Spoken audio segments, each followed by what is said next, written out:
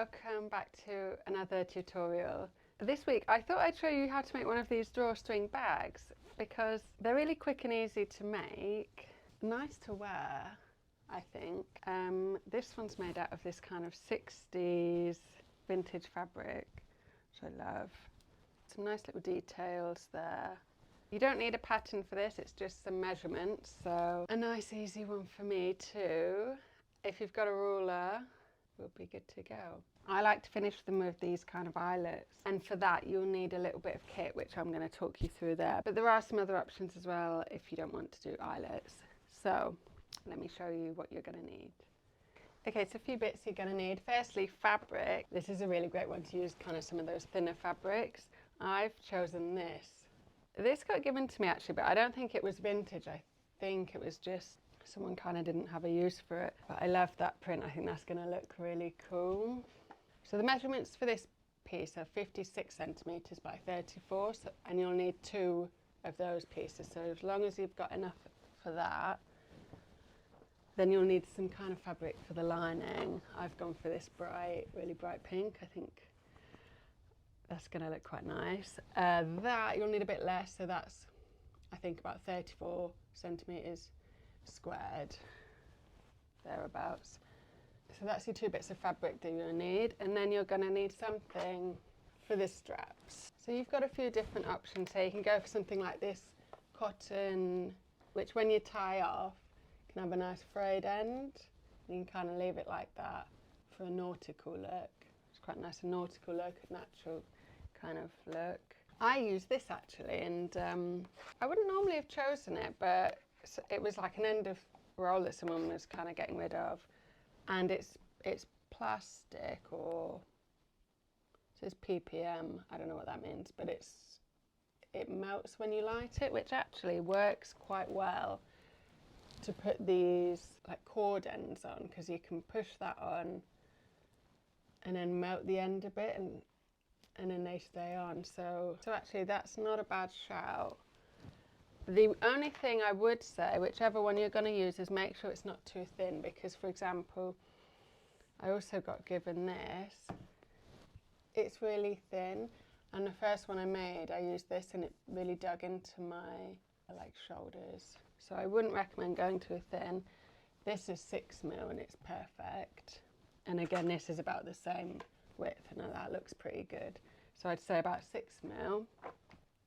And how much do you need of that? You're actually going to need 2 2-meter lengths of that, so 4 meters of that all in all. Now we have the dealio with the eyelets. I, for the purposes of this tutorial, have purchased one of these, and this was under £10, and it's kind of the cheapest one I could see. I guess this is what you attach it with. So I'm going to try that out, because if you're only making one, obviously other kit to do eyelets can be quite expensive. So I'm going to try that out in a bit. Also, where's that little bag gone that I had? Okay, I didn't buy this, by the way. It just came in like a bundle of secondhand kids' clothes that I got recently. But to kind of give you an idea, you can also just make a loop of something and have that sticking out of your bottom corner. And something like that might look quite nice, you know, using the cord that you're using to have that looped out. Or, you know, you can use anything really, a bit of that kind of thing sticking out. So yeah, later when we're doing it, I'll talk you through kind of what I use for the eyelets and a few other options, but we'll kind of crack on a bit now and just start cutting it out. Oh yeah, there's cord ends as well, which you can get various kind of bits and bobs for that, so we'll talk about that later as well. So for now, oh yeah, because I did get given this as well. It's like, is that like climbing rope? I should try use that one day, because that might be quite cool. But anyway, as I say, let's crack on with the actual cutting out. Okay, so we'll cut the top fabric first. I will also write all of these measurements in the description as well, so you can kind of refer back to that. So your measurements for the top fabric are 57 centimeters long by 37 wide, and you'll need 2 pieces for that. So I'm just going to mark that up here. I know you'll all be wondering why I'm doing this on a cutting mat and not using a rolly thing, and the answer is I don't know, actually. You know, it's kind of like old habits, isn't it? I have used, actually I know why, I have used one of them, and once I had this bit of a grim moment where, I mean, not that you really need to know this, there was a piece of my finger on the table, I thought, a bit gross, and I think that kind of put me off. They are good though. So that is 2 pieces, 37 by 50. Hi, sorry about this. So I'm just editing this and I'm realising that some of the measurements I'm saying are just hither, there and everywhere. So I'm going to write the proper measurements in the description, so please follow those. And if I say anything that differs from that throughout, I'm absolutely talking rubbish. The proper measurements are for the top fabric 37 centimetres by 56 centimetres, and the lining fabric 37 centimetres by 38 centimetres. Sorry about this. Back to the tutorial. On this piece we're going to need to do a marking, and basically 10 centimetres down from the top. Just make sure as well, if you've got a pattern that only goes one way, make sure they're both facing upwards, so you've got a top and bottom.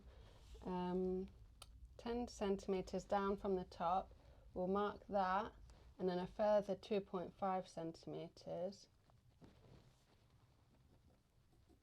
Same on the other side. This is where we're going to, when we sew it up, we're going to leave this inch open, and that is later where we're going to thread our straps through, so it's quite important. Okay, now we can cut the lining piece. Oh, I love this colour. Your lining fabric measurements are going to be 37 again by 38 this time. Bit random.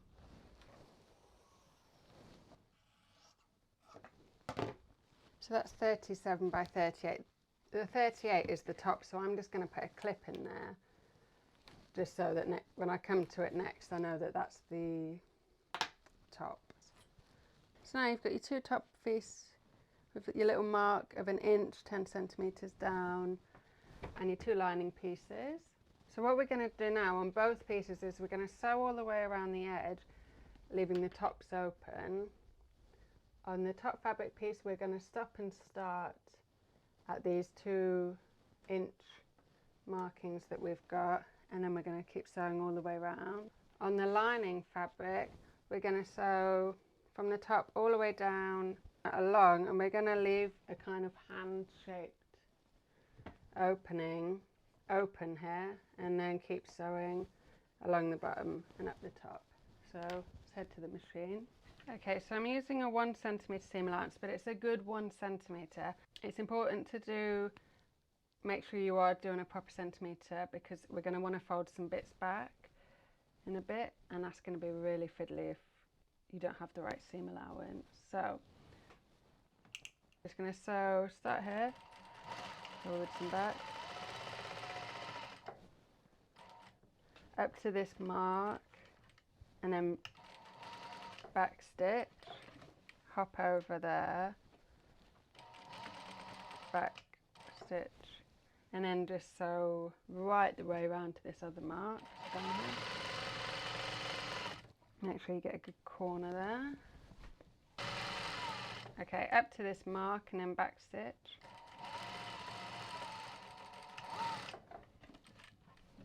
Hop over there.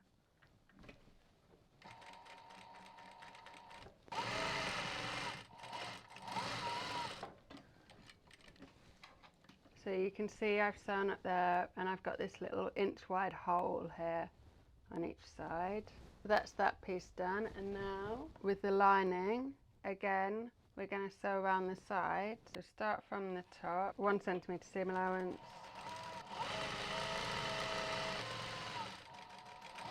back stitch, and in this time we're going to leave at least a kind of 10 centimetre gap.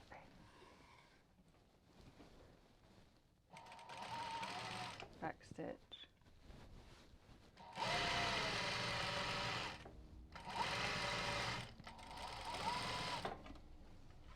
So that's sewn all the way around the edge there with a hole at the bottom of your hand.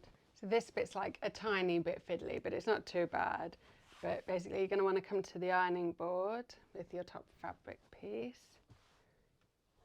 And then on each side where you've got this opening, we're just going to snip up towards like the line, so here, like that. And we'll do that on the other side as well. Just kind of come in at an angle and snip relatively close like this. And then if we pop this over here, we're going to open this bit out flat, just iron that out flat, and then fold each side under again, and then press that again. And with this side, fold that back under itself, press that flat. You may want to use a couple of pins just to hold those in place. Okay, so we've got it like that, and you can see there's your opening there. We're going to do that on the other side as well. So just press that out flat and then fold each. Under again, press that. You can then just press and then press whoever seems, you can do these all to one side. If you do them open, they become a bit bulky elsewhere. And you can give your whole thing a press as well at this point. Now, whilst you're at the ironing board as well, it's a good idea to put a little bit of interfacing in your corners here. Oh, I forgot to tell you how to do the loops, didn't I? If you are not doing eyelets and you were doing loops, actually you would have pinned them into your thing here. So if you were going to, for example, use a bit of this cord, before you sewed this corner, you would have wedged this. So it was going to poke out of the seam allowance there. Sorry, I forgot to mention that. But let's say we're doing eyelets for now. You only need a little bit, so if you've got a bit of a scrap of interfacing, just cut out 2 5cm squares and then cut them diagonally across. Like that, so you've got 4 corners with right angles, and then we're just going to iron one into each corner. Obviously you can't really see that, but give your lining a press at this stage as well whilst we've got the iron on. Okay, so now we're going to bring our top fabric back to the machine, and what we are going to do here is just to trap these seams down. We're going to sew a line all the way down here, making sure it's always folded under, across there, which will be the bottom of your hole, and then back up to the top. I'll make sure you always get the bottom bit out of the way because it's quite easy to catch that. Okay, when we get to the bottom of the hole, we're just going to go straight across. And then back up to the top.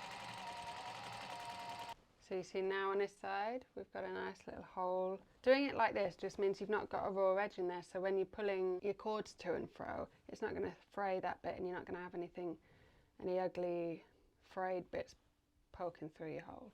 So let's do the same on the other side. Yeah, I definitely say always, I'm in the habit of it now, but I used to always be getting this bottom bit caught up in there, so just always making sure you've got that out of the way. Okay, so now we've got that sewn up with our nice neat little holes, and we've got a lining piece ready to go as well. We're kind of full steam ahead now. As I say, it's quite a quick and easy one. So what I'm going to do first of all is I'm going to chop away some excess from my corner.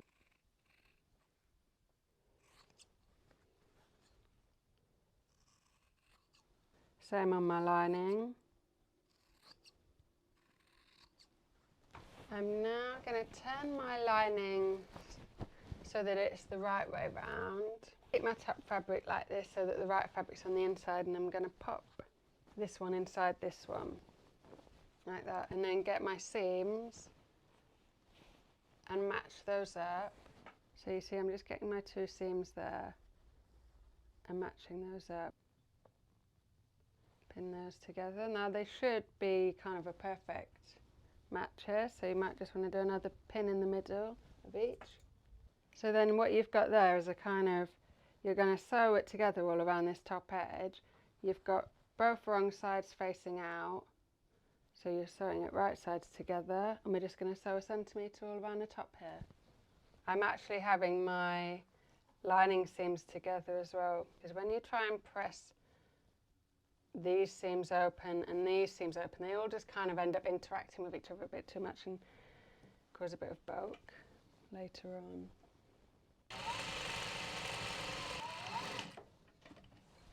Okay, now for the kind of fun part. What we're going to do is we're going to put our hand inside our lining hole and just reach right through, get our two corners and pull the whole thing through that hole. I'm liking these colours together. Okay, now's a good time as well to put your hand back in there and really poke out your corners on your top fabric. You don't need to do it on your lining. I sometimes use this wooden chopstick, no, not chopstick, knitting needle, and just lightly get a nice corner on that. So then you've got something like this. I'm just going to take this to the iron and give that seam, just lay this flat and give it a quick press.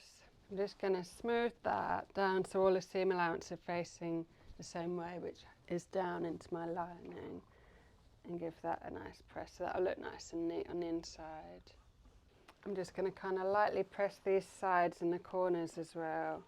If you can kind of fold that edge over so that it's quite neat. There we go.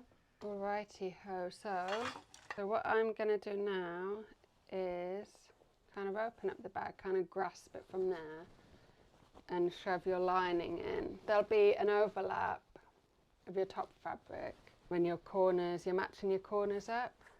So I've got my hand really in the corner and I'm just poking the corner of the lining into the corner of the top fabric there. Once I know that it's really matched in, I'm going to pin that corner in place. And do the same on the other corner. Oh, hang on, one nitpicking second. First of all, I nearly forgot, we're going to close up the hole. Sorry about that.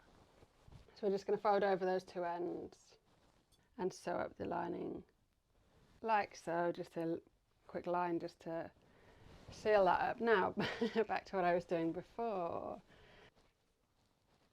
Okay, so I've just pinned those so the linings are right up in the corner there, matching. And now holding it at those two corners, I'm just going to give it a really good shake.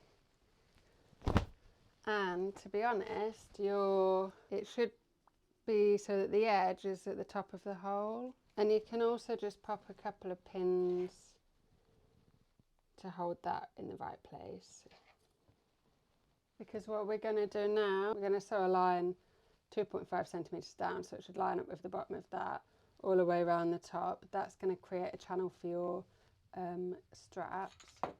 And we're also going to sew a corner around this corner. So that's going to hold all your linings and that's going to give us that area that we're going to do our eyelet on. So back to the old machine. Okay, should we start with this one first? 1 inch down. I always like to think, where does it line up to on your machine before you start sewing? Then you can make sure, like I've just got this little bit of the grey circle top hanging out. So I'm going to make sure it's always just got that little bit showing. Okay, so that's that hole going all the way around there. Got your two little gaps there. So we're going to sew. Okay, well actually it might be helpful at this stage just to kind of measure so you're going up the same amount on each side. So like 5 centimetres. Just kind of mark that with a pin on each side. So now you've got a couple of markings, so you're going to go from this point down to there, and across up to there, and about 0.5 centimetre in from the edge. So you've just sewn those two corners like that. Okay, now we can get cracking on those eyelets. Okay, I've just done a couple of little mock-ups just to show you if you don't want to use eyelets, some other options. So you could make a little tab out of some of your matching fabric, and then just when you're doing your bottom corner, stick that in. That might be quite a nice finish. If you're using a ropey kind of thing, you could also just use a bit of that same kind of thing, stick it at the corner. So there's a couple of, I've also made a couple of just mock-up corners because I'm going to try out this. I'll be honest with you, I got this from Amazon and the first and only review I could really read was 1 star useless. So, but you know what, sometimes these things are just, you need to, you know, kind of make them work somehow, I guess. So I'm going to give these a go. They were like $6.79 and I was forced into paying next day delivery of $4.99. Ah, so this is your hole punchy bit. This was the bit they said, oh, it wouldn't punch a hole at all and it was absolutely useless, but they never do. I've got some of these ones. You know, you put your kind of thing on and bash that. That never works either. I always end up just cutting the hole and, you know, is it the end of the world? Not really. I don't know whether to even bother trying with that. I guess you just pop that on and hammer it. It's not going to work, I don't think. So I'm just going to think about where I want my eyelet. Draw a little hole the size of the eyelet. Get some little snips. Kind of. Okay, so I've just cut a little hole, you can see. That's the size of my eyelet. You'll have a front and back. The front bit is the biggest part with the kind of long nose. You can see that. So poke that, let's say this is the front, if you've got a front and back. Through there like that. Oh yeah, you'll need a hammer for this. Don't ask me why I seem to have some kind of like relic hammer. I don't know what's going on with that. Okay, and another thing is when you're banging things, I'm going to do it directly on top of where the leg is, because otherwise, if you do it in the middle, your table can kind of bounce around a bit. So it doesn't look like this has a right and wrong side. So this bit, I think, yeah, this bit goes on there, a little tool. And then you're going to lay your top bit onto there, so that's facing upwards. And put this over the top. Okay, so that's over the top of that. Moment of truth. Give it some heavy wax, I guess. Let's go. 1, 2, 3. Ah! Okay, this bit's a bit small actually, so you're kind of at risk. Be careful of your thumb. Might be because I've got a massive hammer, but. Okay, I mean that's fine. That is. I wouldn't give that 1 star. I would give it another whack though. It's a bit wary of my thumb. Owie, owie. Okay.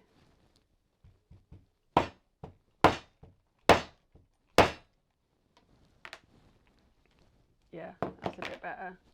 So that's the back. And that's the front. So that's absolutely fine.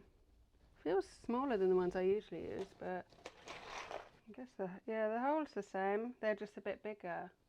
I do like how they look though in comparison. So although I am going to say these are, you know, they work. If you're only making one or you're going to make a couple, you get quite a number of eyelets in there. Be careful of your thumb to keep that out of the way. But I am a bit of a moron, to be honest, when it comes to that kind of thing. So that'll get you a good number of bags, and that's, as I say, $6.79. So I wouldn't knock it, do you know what I mean? Obviously the hole punch, but as I say, you get what you pay for with a hole punch, to be honest. Okay, this is what I normally use. I got this from somewhere called H. Webber and Sons, I think. It's a UK family-run this thing. And you get this and this. These are semi-professional. And these ones range from about £30 to £45, I think, which is quite expensive. Obviously, you're only getting the one size there. If you're really going to town with something, it's one of these. But these are about £80. So they're an investment. And I got this actually to use for poppers when I was going to make all of my son's baby clothes. Ha ha ha, is all I can say to that. As you can see, it's not got much use. But the good thing about these is you can buy this for £80 and then you can buy all your additional different size bits and bobs to go in it, and you don't have to use a hammer. So it's a good option, but expensive. I think I'm gonna revert back to my trusty eyelets because I like how they look. I'm just gonna cut these couple of holes. So I've got 2 of the big ones, 2 of the little ones. As I said, the bigger ones are going on the front. You may not have a front and back, it's just because I've got a label on one side, so pushing that through the front piece there, and then laying that on top of my setter bit, and then laying this one on top. Pop that on top of there. I did used to have a piece of leather that I stuck on the end of there to kind of soften the blow, but it seems to have fallen off. But anyway, I'm going to do that over the table leg.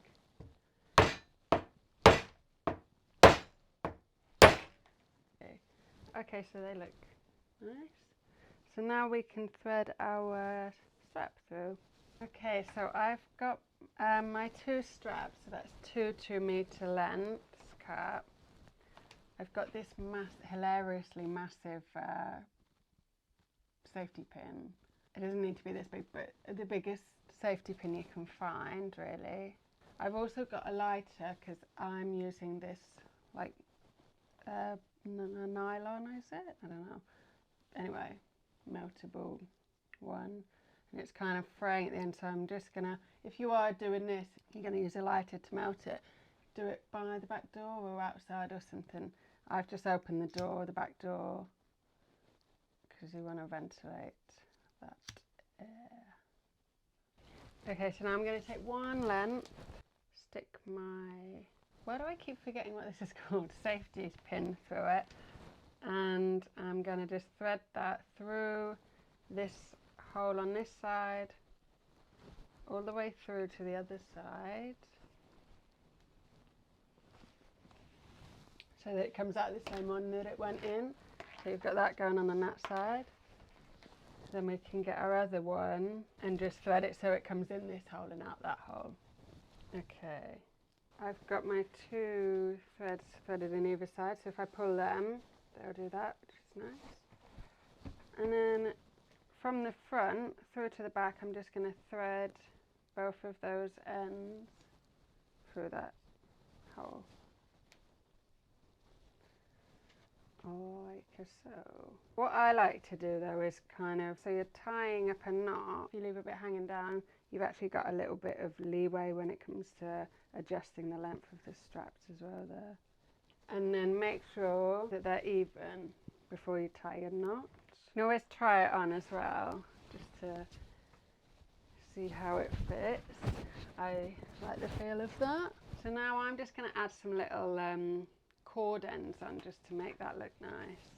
If you're using something like this cord, I actually think once you've done your knot, it looks alright like that. Depends what look you're going for really. But yeah, for this I'm going to use some of these little cord ends. And then when I've got them all on, I'm just going to push them up to there so that I can kind of cut my ends at an even length. On that side and on that side, and then one last time. Yep, do make sure you've got a mask on and you're either outside or you've opened all the windows. Just going to do that and press it against something hard